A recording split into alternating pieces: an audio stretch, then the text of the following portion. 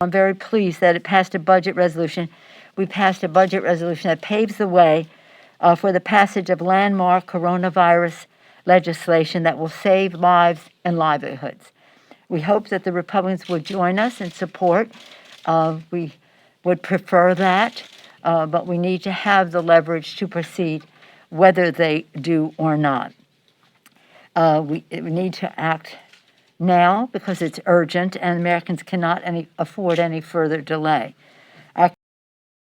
But as soon as the Senate finishes their work and then we pass on what they did, so hopefully that's in the next 48 hours, then we can signal that we're ready to mark up the bills.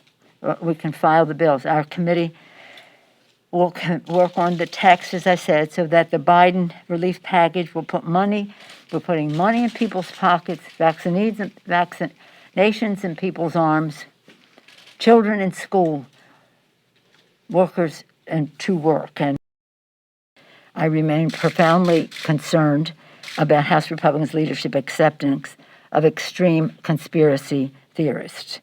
Particularly disturbing is their eagerness to reward a QAnon adherent, a 9/11 truther, a harasser of child survivors of school shootings, and to give them valued committee positions, including who could imagine they would put such a person on the Education Committee.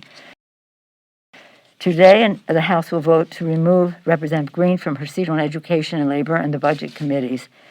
It's just so unfortunate.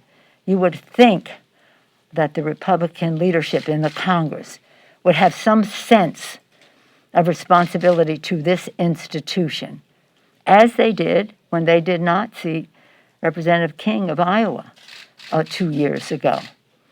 For some reason, they have chosen not to go down that path, even though Mr. Hoyer gave the leader, McCarthy, sufficient notice that this was a path we would follow.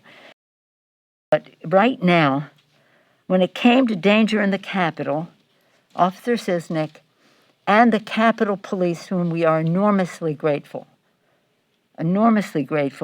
put themselves between us and the violence, saving lives and defending democracy. Indeed, Officer Sisnick was, again, a martyr for democracy. His service and that of other heroes in uniform.